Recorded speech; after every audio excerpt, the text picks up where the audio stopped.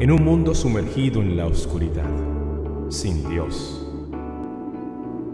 donde el pecado ha cautivado el entendimiento, donde muchos viven en tinieblas y la mentira se ha convertido en su realidad. La palabra de Dios trae a nuestras vidas luz y verdad.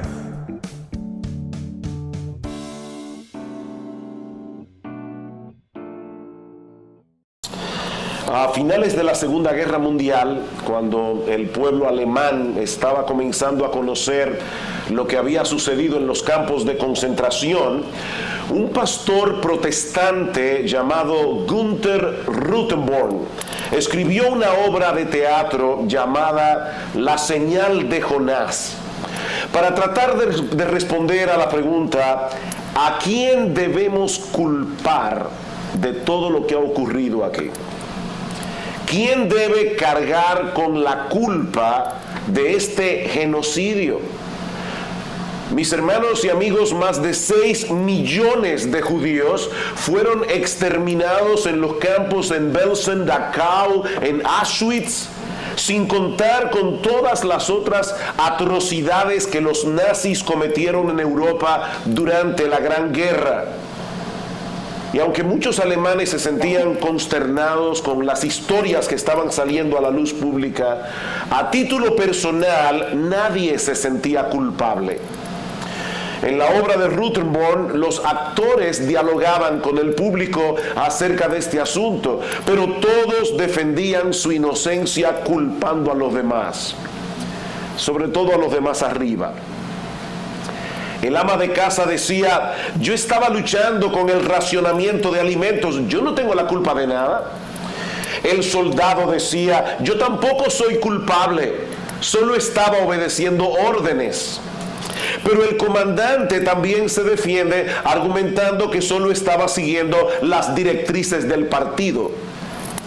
Y por supuesto el partido estaba siguiendo los lineamientos de sus líderes.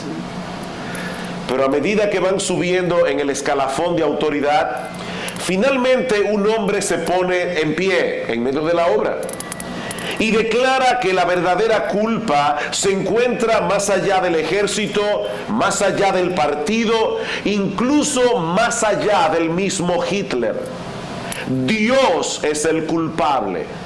Él es el único que debe ser juzgado aquí. Y no solo por lo que los nazis hicieron durante el Tercer Reich, sino por todas las miserias y calamidades que ocurren en el mundo. Dios es el culpable.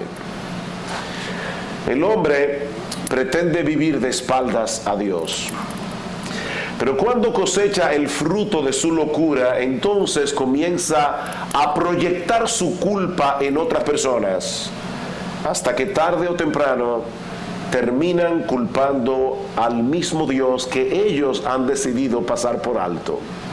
Así que repentinamente los acusados, tú y yo, nos convertimos en acusadores y pretendemos sentar a Dios en el banquillo de los acusados para ser juzgado. Y ese es el tema que yo quiero tratar en la mañana de hoy, en un mensaje que hemos titulado Dios en el banquillo, a la luz de un pasaje sorprendente que encontramos en el Antiguo Testamento. Vamos a Éxodo capítulo 17, libro de Éxodo capítulo 17, y vamos a leer los versículos 1 al 7. Dice así la palabra del Señor: Toda la congregación de los hijos de Israel partió del desierto de Sin por sus jornadas, conforme al mandamiento de Jehová. Recuerden que el pueblo de Israel se está dirigiendo aquí a través del desierto a la tierra prometida, después de haber sido rescatados de la esclavitud en Egipto. Dice: conforme al mandamiento de Jehová, y acamparon en Refidim, y no había agua para que el pueblo bebiere. Y altercó el pueblo con Moisés.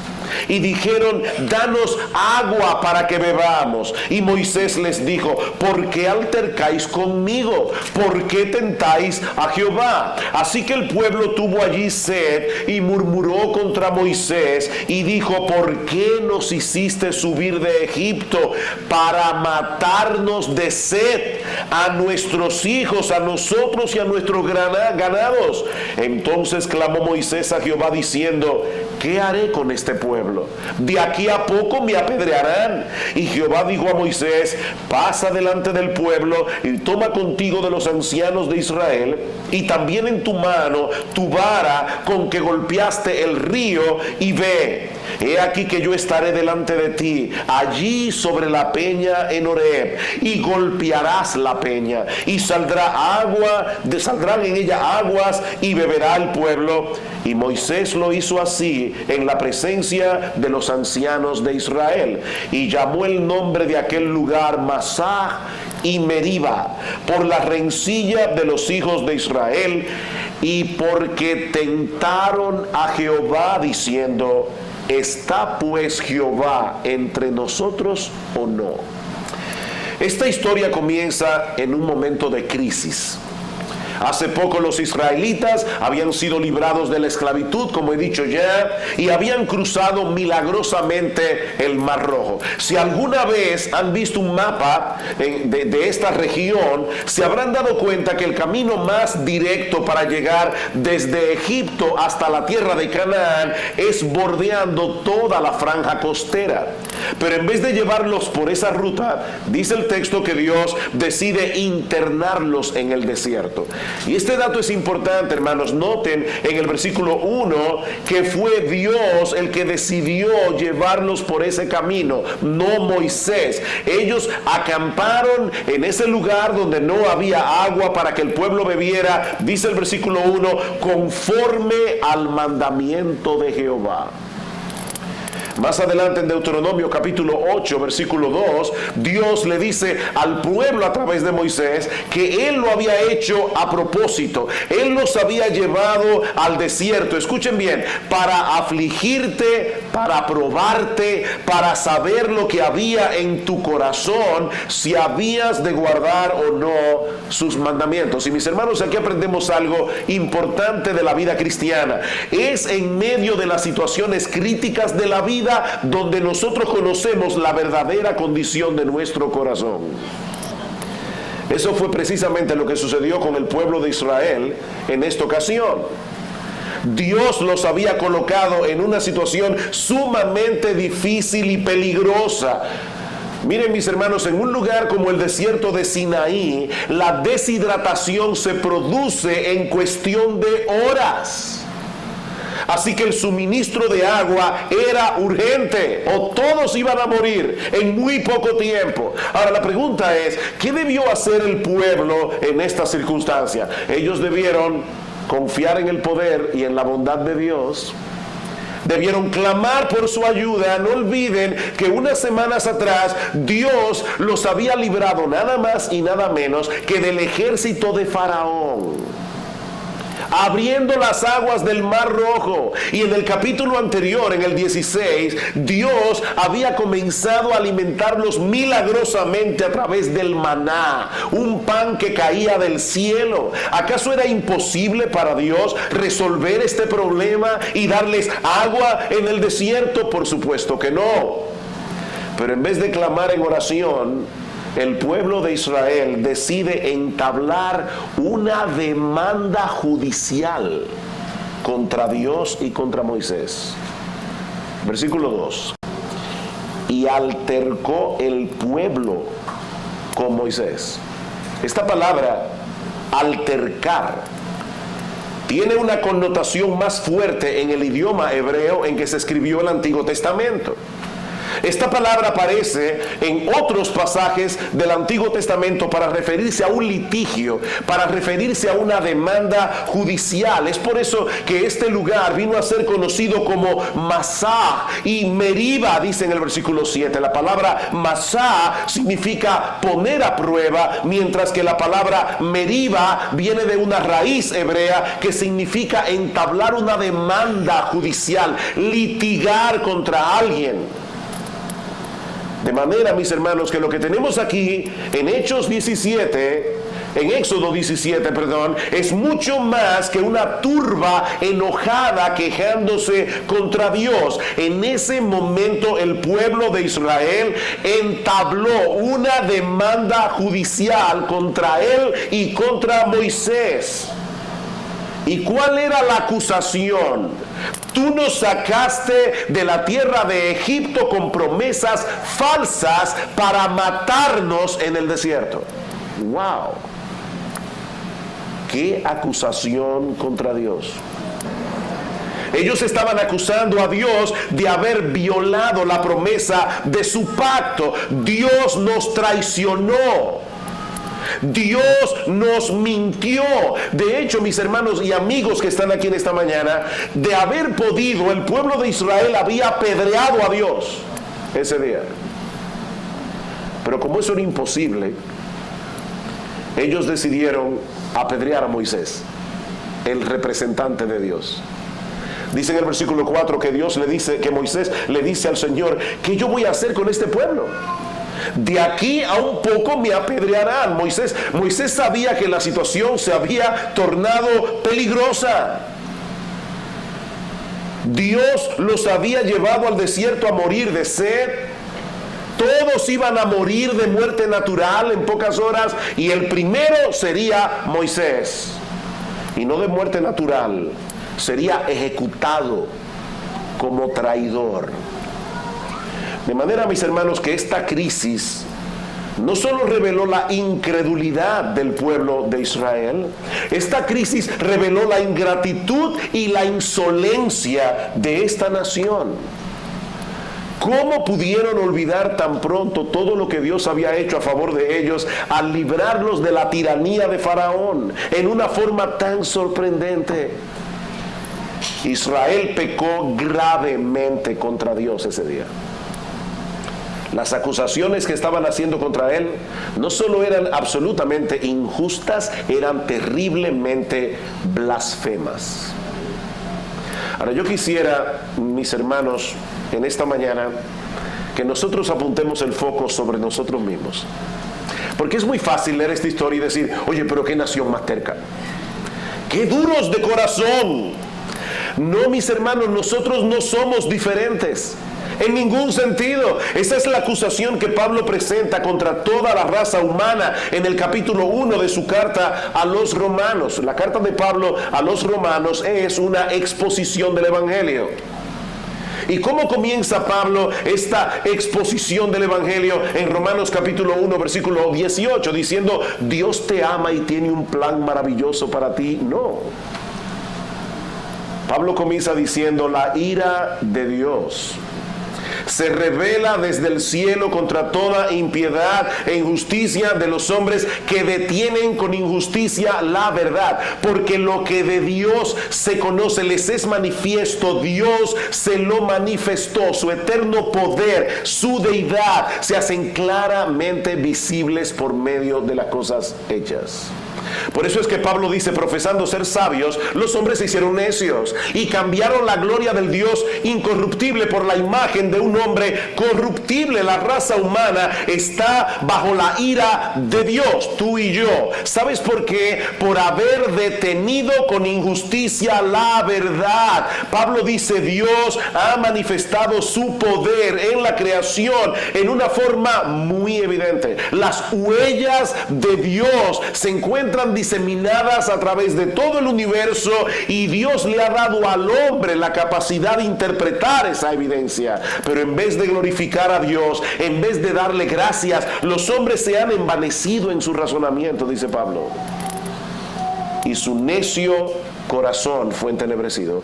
Toda la raza humana es culpable de los mismos pecados del pueblo de Israel en el desierto: incredulidad, ingratitud e insolencia.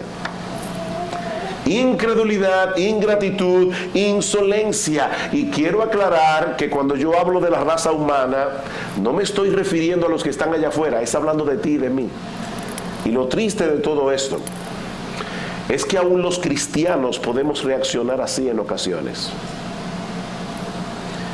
Cuando Dios nos coloca en ese tipo de situación que no parece tener ni pies ni cabeza, muchas veces olvidamos por completo la bondad de Dios, la sabiduría de Dios, y nos llenamos de amargura y de descontento por las cosas que Él ha decretado para nuestras vidas. Ahora, por supuesto, los cristianos somos lo suficientemente inteligentes como para no decir yo culpo a Dios. No, rara vez un cristiano le echa la culpa directamente a Dios.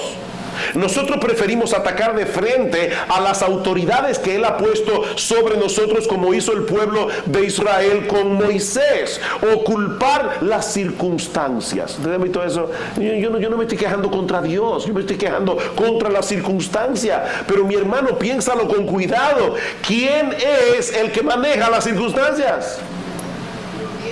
Es Dios. Así que quejarte de las circunstancias no resuelve el problema. Te estás quejando contra Dios. Y nosotros somos tan insolentes, que si fuera posible, le arrebataríamos a Dios de las manos el guión que Él escribió para nuestras vidas, para corregirlo. Cada vez que tú estás descontento, tú estás amonestando a Dios. ¿Tú sabías eso? O sea, tú estás sentando a Dios en un banquillo y le estás diciendo: Señor, yo pienso que tú necesitas ayuda para aprender a gobernar el universo que has creado, o por lo menos para gobernar mi propia vida, porque honestamente el plan que trazaste para mí, Señor, es bastante defectuoso. Tú tienes problemas, déjame ayudarte, déjame corregir tus entuertos, déjame darte una mano, Señor. Por eso yo les decía que el sufrimiento polariza a los seres humanos. En el desierto de Sinaí, el pueblo de Israel reveló su peor cara. Por más duro que suene, ese día los israelitas estaban acusando a Dios de ser un asesino en masas. ¿Ustedes se dieron cuenta de la acusación? Tú nos sacaste del desierto de Israel, de Egipto, perdón, para traernos a este desierto a matarnos a todos. A nosotros, a nuestros niños y a nuestros ganados. Dios, eres un asesino en masas. Eres un genocida. ¿Cómo reacciona Dios a todo esto? Ante tanta insolencia y ante tanta ingratitud, porque esta es la parte más sorprendente de esta historia. Versículo 5. Y Jehová dijo a Moisés: pasa delante del pueblo y toma contigo de los ancianos de Israel, y toma también en tu mano tu vara con que golpeaste el río, y ve. Dios le ordena a Moisés que se coloque delante del pueblo, pero no como un acusado, sino como juez de la nación. Por eso le pide que lleve consigo a los ancianos de Israel, porque esta era una corte con sus jueces y sus testigos. Dice en Deuteronomio capítulo 19, versículo 17, que en situaciones como estas, los litigantes debían presentarse delante del Señor y delante de los jueces que hubiere en aquellos días. Así que este litigio, esta demanda entre Dios y el pueblo, tenía que llevarse a cabo con todas las formalidades legales que se requería para un juicio de esta magnitud. Moisés se para con todos los jueces de Israel y con esa vara en la mano, a punto de castigar a alguien por ese pecado tan horrible que se había cometido contra Dios. Pero entonces, mis amados hermanos y amigos que están aquí en esta mañana, ocurre lo impensable. Versículo 6. He aquí que yo estaré delante de ti, allí sobre la peña en Horeb, y golpearás la peña. En vez de golpear al pueblo, golpearás la peña, y saldrán de ella aguas, y beberá el pueblo. Y Moisés lo hizo así en presencia de los ancianos de Israel. Esta expresión, yo estaré delante de ti, nunca se usa en la Biblia para referirse a Dios, porque Dios no comparece delante de los hombres. Siempre son los hombres que comparecen delante de Dios. Así que esto que está pasando aquí es bien extraño. En vez de decir, ellos van a tener que comparecer delante de mí, Dios dice: Moisés, yo voy a comparecer delante del pueblo. Yo voy a colocarme, Moisés, sobre la roca en el monte Horeb. Y todo el que está familiarizado con el Antiguo Testamento saben que la roca es un símbolo que se usa a menudo para referirse a Dios, como aquel que trae salvación a su pueblo. Dice en Deuteronomio capítulo 32 versículo 4: nuestro Dios es la roca cuya obra es perfecta. Y en el Salmo 18:1 el salmista dice a Dios: Señor, tú eres roca mía, castillo mío, mi libertador, Dios mío, fortaleza mía, en Él confiaré, mi escudo y la fuerza de mi salvación, mi alto refugio. Dios es la roca de Israel. ¿Qué es entonces lo que está sucediendo, mis hermanos, en Éxodo 17? Que Dios está colocando delante de Moisés para recibir Él mismo en la roca todo el peso del castigo que su pueblo merece. Cuando Moisés golpeó la roca, salió tanta agua que todo el pueblo pudo saciar su sed. Dice en el Salmo 78:20 que el torrente de agua era tal que inundó la tierra. Oigan eso, inundó la tierra. Y en el Salmo 105:41 dice que las aguas corrieron por los sequedales como un río. Impresionante, hermanos. El pueblo que merece ser castigado por su pecado recibe en cambio toda el agua que necesitan para calmar su sed, porque Dios decide recibir sobre él el castigo que ellos merecen. Imagínense a Dios en la roca. Golpéame, Moisés, para que el pueblo pueda ser librado. Yo no puedo pasar por alto mi justicia. Alguien tiene que ser castigado aquí, y yo no quiero que sea el pueblo. Castígame a mí. Castígame a mí. Ellos fueron salvados ese día por la herida de Dios. ¿Oyeron eso? Ellos fueron salvados ese día por la herida de Dios.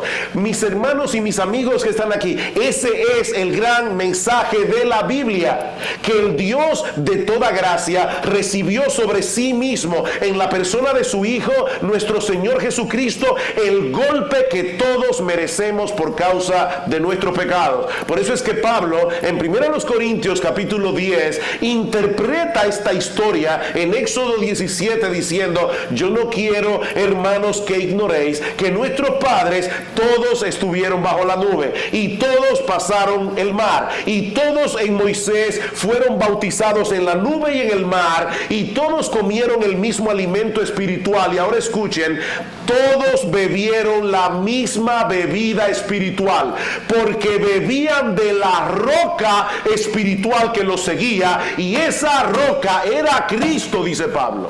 Es por causa de su muerte que nosotros tenemos vida. Es por causa de los azotes que él recibió que nosotros somos bendecidos.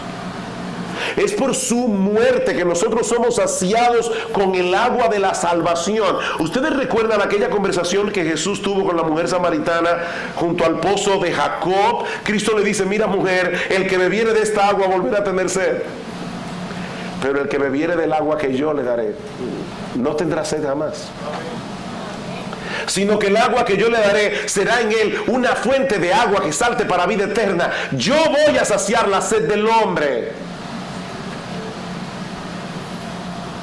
En otras palabras, lo que Cristo le está diciendo a la mujer samaritana es: mujer, yo soy la verdadera roca del monte Horeb. y cuando sea golpeado en la cruz por la vara de la justicia de Dios, de mí saldrá un torrente de agua que saciará plenamente la sed de todo aquel que venga y beba por medio de la fe. Si alguno tiene sed, venga a mí y beba. El que cree en mí, como dice la Escritura, de su interior correrán ríos de agua viva. Es por eso que en el capítulo 32 del libro del profeta Isaías, escrito 700 años antes de Cristo, se profetiza la venida de un rey que será al mismo tiempo una roca y un manantial. Al mismo tiempo, dice: he aquí que para justicia reinará un rey, y será aquel varón como escondedero contra el viento, como refugio contra el turbión, como arroyos de agua en tierras de sequedad, como sombra de gran peñasco en tierra calurosa. Ese rey que viene, ese Mesías que viene, es una roca y un manantial al mismo tiempo. Cristo es esa roca bendita en la cual podemos refugiarnos y saciar nuestra sed perpetuamente. Ven a Cristo y ven ahora, allí donde estás, clamando por misericordia y perdón, y recibirás gratuitamente por gracia el perdón de todos tus pecados y el don de la vida eterna, únicamente por medio de la fe. Que el Señor bendiga abundantemente su palabra en esta mañana, obrando en todos nosotros por medio de ella con el poder de su Espíritu. Luz y Verdad llega hasta usted gracias al compromiso y trabajo de personas e instituciones por la causa del Evangelio. Para obtener más información sobre nuestro ministerio y el trabajo que realizamos, ingrese a nuestra página web www.ibpg.es. Deseamos que este mensaje de la palabra de Dios traiga a su vida luz y verdad.